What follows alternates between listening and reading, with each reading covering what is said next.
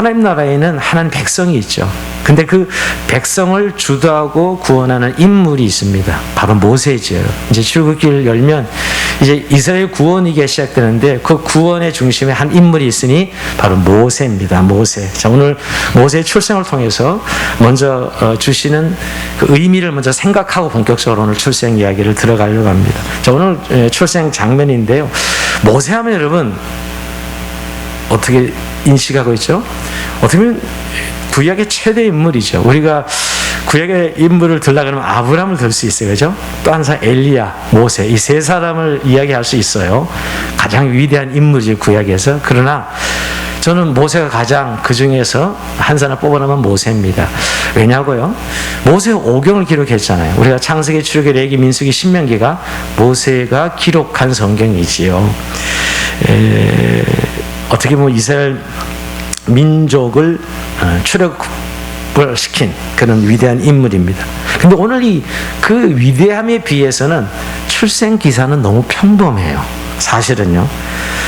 어떻게 보면 모세 출생 기사는 그가 얼마나 위대한 걸 기록한 것이 아닙니다. 만약 그렇게 좀 의도를 가졌다면 좀 더 신비롭고 색다르게 드라마틱하게 묘사했을 것입니다. 뭐 제가 생각해보면 아기 모세가 막 갈대 상자를 나일강에 흘러갈 때 막 악어가 등장했는데 악어가 갈대 상자를 삼키려 할 때 막 번개가 쳐서 악어가 죽는다든지 뭐 그런 드라마틱한 요소를 그릴 수도 있잖아요. 근데 전혀 그렇지 않지요. 굉장히 평범하게 그의 출생 이야기가 나옵니다. 근데 이 평범한 그의 출생 이야기 속에는 이스라엘의 출애굽의 위대한 미래가 담겨져 있습니다. 여러분, 모세 출생에 무슨 큰 의미를 생각하면 이스라엘의 구원이 담겨져 있는 그의 출생의 구원의 이야기가 시작되고 있다는 것이에요. 자, 제가 말씀드려본다면 모세는 태어나자마자 죽을 운명이었죠. 모세는 죽을 운명이었습니다. 예, 바로가 모든 남자아이는 죽이라고 했으니까요. 이게 모세의 운명이었습니다. 그러니까 이 모세의 운명과 이스라엘의 운명이 같은 것이에요. 지금 이스라엘이 바로의 앞자 안에서 노예 생활하며 고통받고 있지 않습니까? 거의 죽은 거나 다름없어요. 그러니까 그런 상황이 모세의 출생도 동일하게 이루어지고 있습니다. 그렇게 모세가 출생할 때 모세의 부모는 그를 숨기다가 3개월이 넘어가자 더 이상 숨길 수 없어서 그를 갈대 상자에 담아서 나일강에 띄웁니다. 자, 오늘 설교 중에 갈대 상자가 오늘 설교의 키예요. 놓치지 말아야 가장 중요한 갈대 상자. 이 갈대 상자는 한마디로 결론부터 얘기하면 구원의 상자입니다. 이 상자라는 단어가 여러분 우리는 상자로 표현되어 있는데 이 단어가 어디에 나오냐면 창세기 6장에 노아의 방주 있지 않습니까? 방주라는 단어랑 똑같습니다. 테바입니다. 히브리어 테바. 테바인데 그 방주로 번역했고요. 여기서는 상자로 번역했을 뿐이에요. 히브리어로는 같습니다. 결국 여러분 갈대 상자는 노아의 방주와 동일한 것이에요. 이것을 굉장히 우리가 잘 생각해 봐야 됩니다. 그러니까 동일한 단어를 사용했습니다. 그러니까 갈대 상자는 노아의 방주와 같은 것이죠. 여러분, 그러니까 노아의 방주는 어떻게 이해하고 있죠? 노아 8 식구가 온전히 구원받은 배죠, 여러분. 그런데 갈대 상자는 모세가 나일강에서 구원받은 상자입니다. 근데 그것은 결국 이스라엘의 구원 이야기를 대표하고 있는 거죠. 물에서 건짐을 받는 구원받은 모세의 삶을 통하여 이미 이스라엘의 구원을 예표하고 있는 그런 내용입니다. 여러분, 잘 아는 대로 갈대상을 떠내려갈 때 결국 바로의 공주에 발견돼서 건짐을 받지 않습니까? 그래서 모세는 이름만 보아도 이미 구원의 이야기예요. 오늘 2장 10절에 보면 그가 그의 이름을 모세라 이르되 이는 내가 그를 물에서 건져내었으면 하였더라. 그래서 이름을 모세라 짓는데요. 그 히브리어 모는 물입니다. 물이고 쇠는 건지다는 뜻이에요. 그러니까 이름이 물에서 건져가 모세입니다. 사실 히브리식 이름이 아니에요. 애굽식 이름입니다. 모세라 이름은 애굽의 이름이에요, 사실은요. 그래서 물에서 건져내었다. 이미 모세 이름에서 이스라엘 구원 이야기를 예표하고 있는 거예요. 물에서 건짐을 받은 구원받은 이야기가 그 이스라엘이 출애굽에서 하나님께 구원받는 이야기로 예표되는 것이지요. 여러분, 물에서 건지는 세례의 의미가 있죠. 구원받는 물에 빠졌다가 건질 때 세례의 의미도 있죠. 이게 결국 오늘 모세 출생의 중요한 의미가 이스라엘의 구원 이야기다. 그리고 저와 여러분의 구원 이야기고요. 그렇게 보면 갈대 상자는 하나님의 백성이고 또 교회라고 볼 수도 있죠. 그러니까 여러분 이런 굉장히 성경이라는 것을 이렇게 구체적으로 함의적으로 표현하고 있습니다. 특별히 여러분 이 모세의 출생이 구원 이야기가 되는 것은 바로 모세야말로 예수님을 예표하는 인물입니다. 여러분 이 모세 출생은 이미 하나님 나라의 주인공의 출생인데 결국 구약의 예수님의 모습을 모세 속에서 보여주고 있다는 것이에요. 여러분 모세는 하나님을 대면한 구약 인물 중에 한 사람이고요. 또 하나 중요한 것, 구약의 율법을 기록했죠. 여러분 창세기, 출애굽기, 레위기, 민수기, 신명기 이 모세 5경이 율법이잖아요. 율법이 모세가 대표하는 인물인데 이 율법을 완성하러 오신 분이 예수님이죠. 그러니까 율법을 완전케 하신 분이 예수님. 그러니까 완전히 구약의 예수님을 예표하는 인물이 바로 모세다. 이미 모세란 인물 속에 구원의 이야기가 완전히 담겨져 있고 예수님의 내용이 이미 담겨져 있다는 것이에요. 우리가 아까도 좀 그 위대함을 이야기했는데 예수님 변화산상에 올라갔을 때 누구랑 대화하지요? 변화서 변모해가지고 모세와 엘리야랑 대화를 합니다. 그 모습이 이미 그러니까 그 위치가 모세의 위치가 어떤 것인가를 알 수 있어요. 그 출생 기사를 봐도 좀 비슷한 면이 있어요. 예수님 태어나실 때 누구의 살해 이업을 받았죠? 헤롯의 살해 이업을 받고 예수님께서 태어나시는데 오늘 모세는 뭐예요? 바로의 이업 속에서 출생하는 그런 이야기를 보면 아 모세야말로 예수님의 예표구나. 예수님이 구원자로 오시는데 이미 구약에 예수님의 모습을 가지고 태어난 사람이 바로 모세다 생각해 볼 수 있습니다. 그래서 히브리서 기자는 이 모세와 예수님을 대조해서 설명 많이 하죠. 그죠? 모세는 하나님의 집에 종으로 일했고 예수님은 하나님의 아들로 집에서 일했다. 이렇게 표현하기도 하고요. 그런 것들입니다. 자, 그런 의미에서 우리가 그러고 보면 모세가 차지하는 이야기가 어떤 위치이며 그야말로 모세의 출생의 의미는 구원 이야기다. 이스라엘의 구원 이야기다. 또 우리와 저를 향한 하나님의 구원 이야기가 이미 모세 출생 속에 담겨져 있다라고 생각을 볼 수 있어요. 이게 모세 출생의 가장 큰 의미를 이해하고 우리가 이제 본론에 들어갑니다. 이제 본격적으로 이 출생 기사를 통해서 우리는 한 가지 이렇게 하나님께서 이 구원을 펼쳐가시는데 항상 반응하는 하나님 백성들의 그 믿음이 나타나죠. 바로 모세 부모의 믿음입니다. 오늘 이야기의 시작은 한 레인이 있었는데 같은 레인의 족의 여자가 결혼을 했고 그 가정에서 한 아기가 태어납니다. 근데 부모의 이름도 나오지 않죠, 여러분. 아기의 이름도 나오지 않습니다. 그리고 보면 이렇게 출생 기사가 의미를 위해서 이렇게 집중시키는 거예요. 근데 여러분 모세 아버지 이름이 누구죠?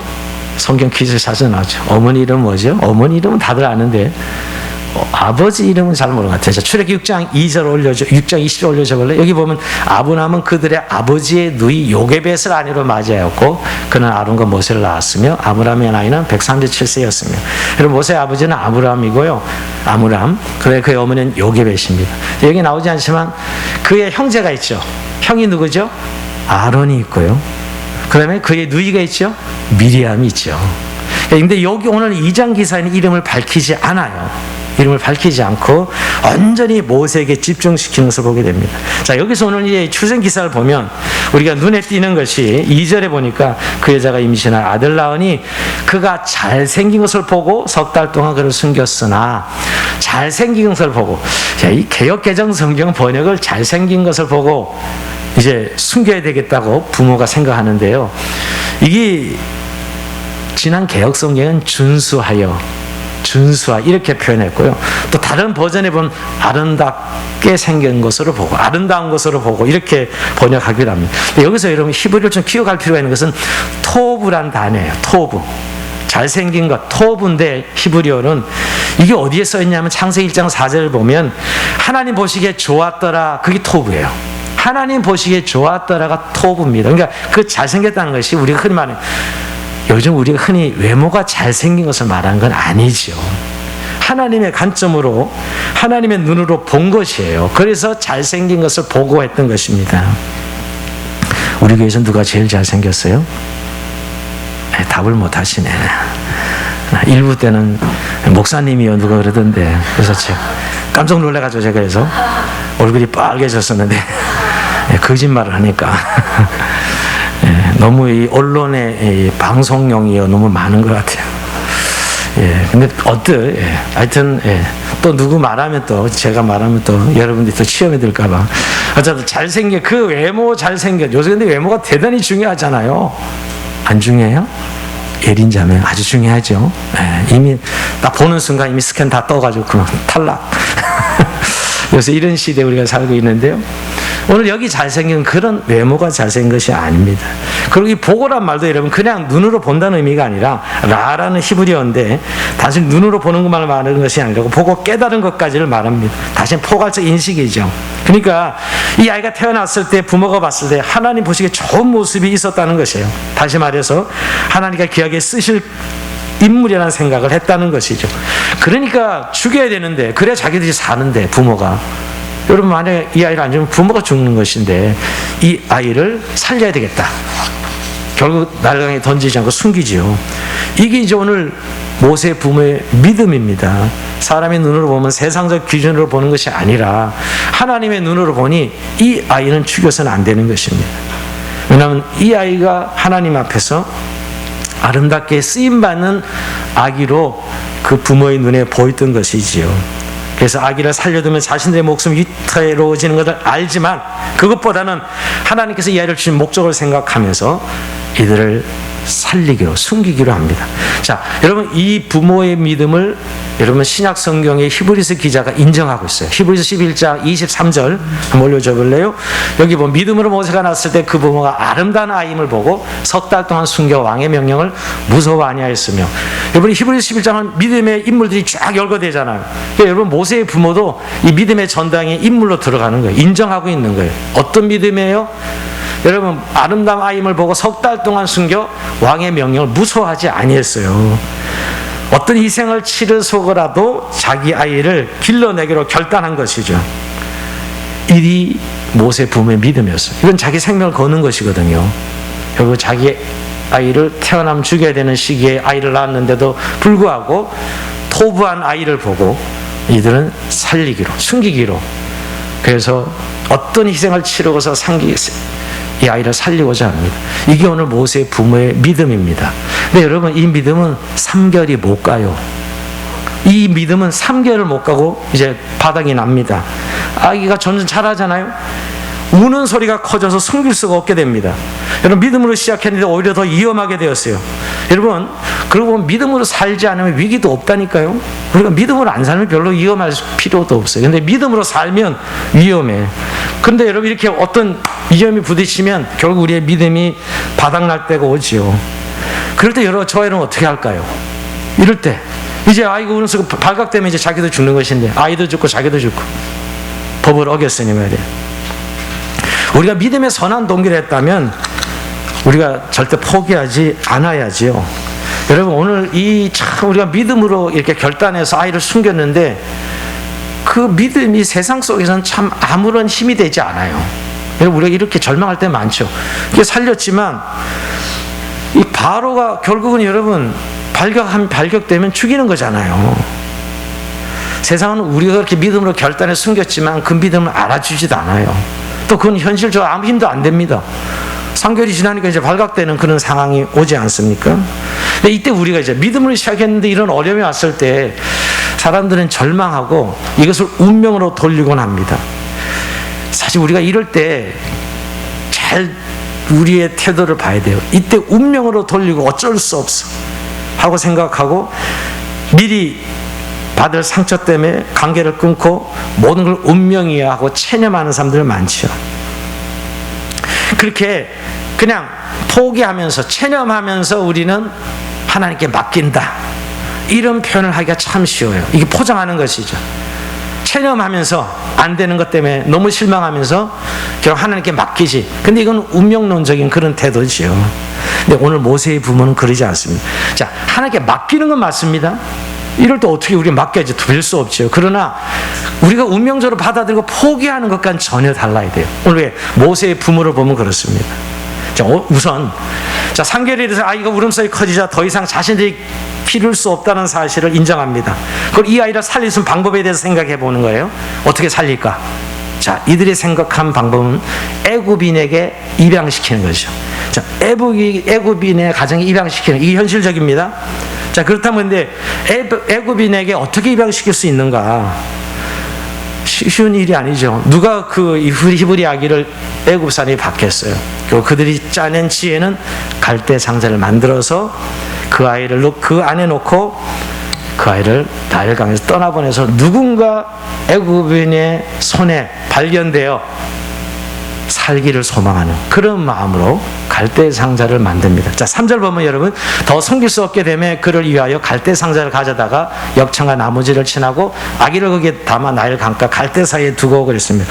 여기 치밀합니다, 여러분. 그냥 갈대 상자만, 갈대 상자는 파피루스 한 올 엮어서 만든 상자. 지금 같은 종이 박스가 아니고요. 한 올 파피루스 갈대를 엮어서 상자를 만든 거예요. 그리고 그 정도에서 끝나지 않고 이 아기가 안전할 수 있도록 안에 역청과 나무진을 칠합니다. 방주와 똑같이 여러분. 방주도 역청을 바르지 않습니다. 나무진과 역청을 발라서 물이 들어오지 않도록 이 아이가 살 수 있도록 갈대 상자를 만듭니다. 치밀하. 이게 이제 오늘 그들이 하나님께 맡기는 건 맞지만 최선을 다해서 이 아이를 살게 하는 방법을 생각하는 것이죠. 그리고 거기서 끝나지 않습니다. 그의 누이 미리암을 통해서 갈대 상자를 따라가게 만들어요. 누구 애굽인에게 발견됐을 때 그 상황을 보려고 이 누이 미리암을 따라가게 합니다. 4절 볼까요? 그의 누이가 어떻게 된지를 알려고 멀리 섰더니, 이게 모세의 부모의 믿음입니다. 여러분, 우리가 믿음으로 했는데 그 다가오는 어려움이 왔을 때 우리는 하나님께 맡겨야 되죠. 근데 여러분, 그 맡김은 아무것도 안 하는 것을 의미하지 않습니다. 체념하고 운명론적으로 돌아가는 게 아니라 오히려 반대로 최선을 다하는 것이에요. 여러분, 우리가 믿음으로 하다가 어떤 일이 안 될 때, 야, 이제 뭐 하나님께 맡길 수밖에 없어, 이렇게 말하죠. 맞습니다. 맡겨야 됩니다. 근데 그 맡기는 것이 아무것도 안 하는 것이냐고요. 굉장히 우리가 이럴 때 아무것도 못한다고 생각하는 분들이 꽤 많습니다. 여러분, 믿기 때문에 아무것도 안 하는 게 아니라 오히려 믿기 때문에 그 상황 속에 살 수 있는 최선을 다하는 것이죠. 여러분, 신앙은 현실을 보면서 패배주의자가 아닙니다. 운명만 믿고 가만히 있는 것도 아니에요. 신앙은 이때는 주관적인 것이 아니라 이성적이고 철저하게 논리적이어야 돼요. 근데 물론 중요한 건 하나님의 신실함을 믿어야 되는 것이죠.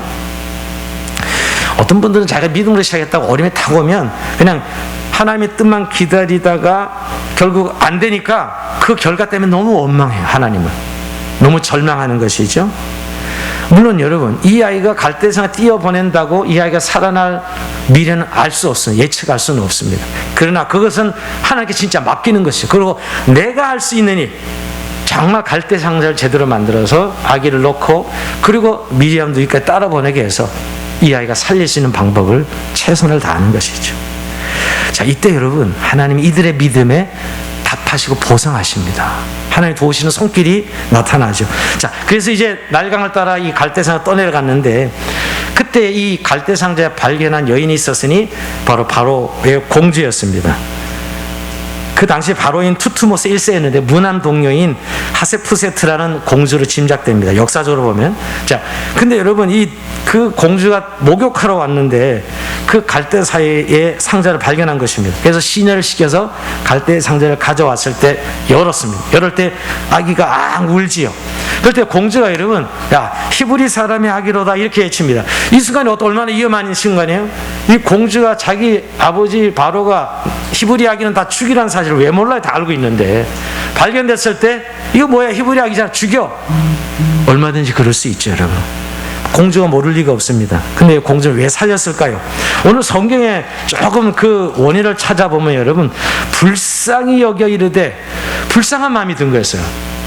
이 아기를 볼 때 이 공주가 불쌍한 마음, 히브리 아기는 알았지만 불쌍한 마음이 들었어요. 그래서 어떤 신학자는 여러분 이걸 이렇게 표현했더라고요. 상자가 열리는 순간 아기의 울음소리는 잠자던 공주의 모성애를 흔들어 깨운 것이다.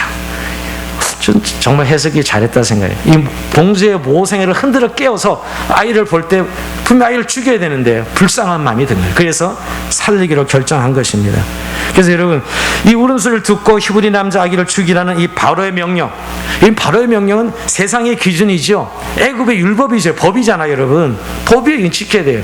근데 그 법을 한 여인의 사랑이 덮어버린 겁니다. 한 여인의 모성이 그 법을 덮어버려요. 그러니까 사람은 참 위대한 거예요. 그러니까 불쌍한 마음이 들 때 바로가 분명히 죽이라고 명령했지만 여인은 이 아기를 살리는 것이죠. 근데 여기서 끝나지 않죠? 그렇게 해서 이제 살려야 되겠다 생각하고 아기를 건졌는데 이 광경을 지켜보던 누이가 공주에 다가와서 아주 지혜롭게 이야기합니다. 7절 올려보세요. 자, 그의 누이가 바로에 따르게 이르되 내가 가서 당신을 위하여 히브리 여인 중에서 유모를 불러다가 이 아기에게 젖을 먹이게 하리까. 여러분, 공주가 아기를 불쌍히 여겨 아기를 건진 것은 건졌지만 이 아기를 키운다는 건 다른 문제예요. 그죠? 여러분, 그 당시 무슨 뭐 우유가 있었어요? 뭐가 있어요? 젖이 있어야 아이를 키우는 것인데 불쌍히 건졌지만 이 아이를 키운다고 양육한다는 건 다른 문제였어요. 근데 그 순간 바로 누이가 달려와서 내가 히브리 여인 중에 젖이 있는 여인을 알고 있는데 내가 여인을 데려오겠어. 이렇게 이야기했을 때 이 공주가 받아들이죠. 그렇게 하라고 이야기합니다. 그래서 모세의 친목, 그냥 모세 어머니를 여깄을 데려가는 것이죠. 그래서 바로의 공주의 정식 아들로 키울 뿐만 아니라 유모로서 친어머니가 모세를 키우게 됩니다. 그리고 여러분, 이 어머니는 그 아들을 키우면서 삭까지, 돈까지 받습니다. 오늘 성경에 보면 이 세상에 자기 아들 키우면서 돈 받은 여인이 이 여자밖에 없을 거예요. 그죠? 자기 아들 키우면서 돈까지 받아요. 월급까지 받았어요. 근데 저는 이 성경을 좀 묵상하면서 질문이, 아니 이 공주가 몰랐을까? 그잖아요. 젖을 부른 여인 유모를 데려왔는데 그 여인이 모세의 어머니란 사실을 몰랐을까? 저는 알았을 것 같아요. 그런데도 이미 그 공주의 모성애가 발동하면서 불쌍히 여기는 마음으로 키운 것이겠죠. 자, 여기서 여러분 좀 하나님의 믿음의 보상을 봅니다. 여러분, 이 믿음대로 이들이 하나님 신실하심을 믿고 얼마든지 지금 만약 부정적으로 본다면 죽을 고비가 얼마나 많습니까? 하나라도 뻐그러지면 죽음이죠, 여러분. 모세는. 그런데도 불구하고 그 부모의 믿음을 하나님 기이 보시고 결국은 보상하시는 것입니다. 그래서 우리가 믿음으로 끝까지 가는 게 얼마나 중요한가. 처음에 아이를 숨기는 믿음, 우리가 대부분 이 믿음을 발동합니다. 실천해요. 근데 어려움이 오죠. 그때 우리는 중단해요. 안 된다 생각 포기할 때가 많습니다. 근데 이 부모는 그때도 하나님께 맡기면서 최선을 다하는 믿음을 가졌다는 것이지요. 그래서 이 믿음에 대해서 히브리서 11장 5절은 이렇게 말씀해주고 있습니다. 믿음이 없이는 하나님을 기쁘시게 못하고 올려주세요. 못하나니 하나님께 나가면 반드시 그가 계신 것과 그가 자기를 찾는 자들에게 상 주신 이심을 믿어야 할지라. 우리가 믿음으로 나가면 하나님이 상 주신다는 거예요. 여러분, 이 신실하신 하나님을 믿어야 우리가 최선을 다할 수 있어요. 만약 그 신실함을 믿지 못한다면 우리는 최선을 다하지 못하고 어느 순간에 스탑하게 되죠. 여러분, 우리가 하나님의 긍휼하심을 구한다는 게 너무너무 중요합니다. 우리가 믿음으로 하지요. 믿음으로 삽니다. 근데 한 번으로 그칠 때가 많아요. 계속 믿음으로 나가야 되는데 한 번으로 그칠 때가 많습니다. 그때 하나님 우리의 믿음을 달아보십니다. 특히 믿음에 대한 저항이 있을 때 그때 물러나면 안 되는 것이죠. 제일 위험한 순간이 상결이 됐을 때 과연 이 아이가 발각되면 우리도 죽고 얘도 죽는데 어떻게 해야 될까? 그때 이들은 믿음을 발동했던 것이죠. 그때 우리 이렇게 질문해야 돼요. 정말 하나님 원하시는 게 무엇일까? 우리가 믿음으로 살았는데 어떤 일이 어려움이 왔을 때 정말 하나님 원하시는 게 무엇일까를 생각하면서 끝까지 하나님의 신실하심을 믿어야 되는 거예요. 그러니까 앞으로 미래를 예측하지 말고, 대부분의 사람들은 앞으로 일어날 예측하면 너무나 부정적인 생각이 드는 것이, 그러니까 거기서 믿음이 스탑되는 거예요. 그러나 그런 때도 우리는 그 신실하심을 믿고 나가야 되는 것입니다. 최선을 다해야 된다는 것입니다. 많은 분들이 어떤 일을 믿음으로 할 때 좋은 결과를 기대합니다. 근데 그 좋은 결과가 안 나왔을 때 그 다음에 일어날 일에 대해서 결국 신뢰하지 못하고 낙담할 때가 많습니다. 그래서 우리가 미리 결과를 예측하면 하나님의 구원을 이해할 수 없습니다. 결국 이 모든 지휘자는, 모든 이 주권자는 하나님이신데, 우리가 지금 바로 내 눈앞에 본 현실은 내가 기대하는 바대로 일어나지 않는다 하더라도 우리가 그것을 믿음으로 결단하고 신실하신 주님의 의지로 나가야 된다는 것이에요. 우리가 하나님처럼 무엇을 다 파악하고 다 알아야 믿음으로 하는 것이 아니라는 것이에요. 우리는 내게 맡기는 그 순간 속에 최선을 다할 뿐, 할 수 있는 최선, 그 부모로서는 갈대상전을 말고 띄워보내고 누이 미리암을 보내고 하는 이런 최선을 다했다는 것이지요. 그래서 하나님은 이것을 합력하여 선을 이루신 것이, 오늘 보면 모세 부모의 결단, 누이 미리암의 지혜, 바로 공주의 결단, 나일강에는 배경과 그의 띄는 갈대 상자, 이 모든 것이 합력하여 선을 이루었습니다. 그 어느 중에 하나라도 잘못돼서 모세는 살아남지 못했지요. 하나님은 최선의 방법으로 이 아이를 살렸다는 것. 우리 좀 그런 관점에서 여러분, 오늘 이 사건이 그냥 우리가 잘하는 이야기긴 해요. 근데 정말 우리가 믿음으로 사는 삶에 있어서 과연 하나님 궁유를 구하면서 최선을 다하고 있는가? 우리는 나름대로 어느 기준이 있는 것 같아요. 믿음으로 시작은 하는데 그것이 좋은 결과가 오지 않을 때 스탑되는 우리의 연약함을 봅니다. 그때도 신실하심을 믿고 하나님의 구원의 계획을 믿고 나가야 된다는 것이죠. 저는 오늘 이 말씀을 마무리하면서 이 말씀이 저는 정말 오늘 다음 세대를 생각하면 무겁게 짓누르는 게 있습니다. 저는 사실 목사로서 우리 시대는 이렇게 한국교회가 믿음의 놀라운 부흥과 역사를 이뤘는데 과연 다음 세대에 이런 믿음의 일꾼들이 세워지고 이 믿음의 역사가 계속 진행될 수 있을까? 왜냐하면 저는요, 단순히 우리 교회가 뭐 타락하고 이런 차원이 아니라 이 세상을 이길 수가 없는, 오늘 시대를 이길 수 없는 우리들, 여러분, 이 세속적인 물결이, 여러분 지금 우리가 살던 옛날 20, 30년 전과는 세상이 완전히 달라진 거예요. 이 거대한 세속적인 물결이 그냥 막 밀려와서 우리 자녀들을 다 점령해버리고는 이 시대, 정말 당황스럽고 속수무책을 생각할 때가 많습니다. 우리가 정말 제대로 하나님 믿는 하나님 부모의 크리스찬들이라면 내 자녀를 정말 믿음으로 기르는 것이 최고의 사명이라는 사실, 그리고 선교제 가서 뭐 목숨을 버리고 그 어떤 일을 하는 것보다도 내 자녀를 믿음으로 세우는 것, 즉 다음 세대를 이어가게 하는 것이 가장 큰 사명일 것입니다. 그건 저는 너무 잘하고 있습니다. 근데 그 현실을 보면 너무 절망적이에요. 야, 과연 어떻게 자녀를 우리가 믿음으로 세울 수 있는가? 근데 여러분, 오늘 이 본문에 모세 부모도 그러지 않았을까요? 자기에게 태어나면 죽여야 되는 이런 현실 말이에요. 아니, 아이를 놓으면 죽여야 되는 이런 현실 앞에서 얼마나 절망했을까요? 그러나 그들은, 그리고 그 바로에게 직접 저항하지는 않았어요. 저항해봐도 소용도 없고요. 우리도 지금도 여러분, 어떻게 시대에 저항한다고 이 시대가 바뀝니까, 여러분? 그렇잖아요. 옛날처럼 좀 이렇게 전통적이고 이런 것들이 지금 전혀 통하지 않고 맥히지도 않는 이런 시대에 우리가 사는, 이들도 바로야, 너 왜 히브리 남자아이들 다 죽이는 거야? 하고 일었을 수 없잖아요. 되지도 않는 이야기죠.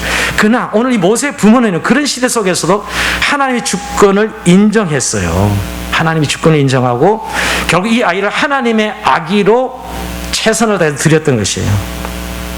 여러분, 우리가 하나님의 주권을 인정한다는 말, 이게 굉장히 추상적인 게 아니라 하나님의 주권을 인정한다는 건 나의 주권을 포기한다는 말이죠. 이런 겁니다. 모세 부모에게 태어난 이 아기가 사실은 하나님의 아기로 봤던 것이에요. 그래서 그들은 숨겼고 또 최선을 다해서 살렸던 것이죠. 여러분, 만약에 자기가 살릴 수 있고 죽일 수 있는 아기라고 생각했다면 자기의 위험이 온다면 어떻게 다른 방법을 취했겠죠. 요즘 이런 신문지상에 계속 자주 나오는 이야기가 뭐죠? 아이랑 동반 자살하는 부모들이에요. 가난해서 키울 수 없다고, 아니 자기만 죽으면 되지 왜 제 새끼까지 다 죽여. 여러분, 이런 사건이 계속 일어나고 있어요. 자기 삶을 비관해서 못 산다고 생각하고 애들을 죽이고 자기가 죽는, 이런 지금 정말 생각하면 끔찍한 이 악을 행하는 이 모진 엄마들을 봅니다. 그런 시대인데 오늘 이 모세는 그건 자기 악이잖아요. 내 몸에서 나서 내 거라고 생각하는 거죠. 그러니까 자기 마음대로 하는 거죠. 여러분, 우리 몸을 통해서 났지만 이 아기는 내 아기가 아닌 거예요. 하나님의 아기예요. 여러분, 우리가 부모로서 이 본성을 부인해야 되는데요. 여러분, 정말 내 몸은 아이가 내 아이가 아니라 하나님의 아기라는 거. 물론 나를 통해서 주셨죠. 근데 이게 정말 하나님의 아이라는 사실을, 그 주권을 인정할 때 내가 그 아이를 대하는 태도와 그러지 않을 때는 하늘과 땅 차이입니다. 이게 말로는 쉬운 이야기예요. 말로는 여러분, 사실 우리는 우리 아이에 대해서 내 욕망과 내 욕심이 항상 들어가 있습니다. 물론 하나님 아기라고 이야기하고 있죠, 우리는. 그러나 역시 내 욕망과 내 욕심이 이 아이 속에 담겨져 있어요. 우리가 그것을 거부하지 못하고 부인하지 못하기 때문에 결국 하나님의 자녀라고 말하지만 결국 내 아이라서, 결국 하나님의 주권을 인정하지 못하고 우리가 어떤 일을 결정할 때, 이 아이를 양육할 때 하나님의 방법으로 양육하지 못합니다. 정말 하나님이 원하시는 것이 무엇일까? 이 아이를 통해서 하나님이 기대하시는 게 무엇일까? 이걸 계속 질문하면서 그 아이를 대하고 자녀를, 다음 세대를 양육해야 되는데, 오늘 꼭 자녀가 있는 부모만 이야기하는 게 아니라 우리가 우리 시대를 살고 결국 다음 세대 넘기고 가잖아요. 결국 아이들만을 말해요. 결국 우리가 우리 시대가 끝나면 다음 세대에 이어져야 되는데 정말 우리는 다음 세대의 이 시대를 보면서 정말 하나님이 원하시는 게 무엇일까라고는 생각을 하는지요. 사실은 우리 그러지 못할 때가 너무 많아요. 내 욕망과 내 욕심 이렇게 되기를 원하고 이런 길을 가기를 원하고 결국은 말은 하나님의 자녀를 이야기하면서 내 새끼예요, 내 애기예요, 결국은 내 자녀라고요.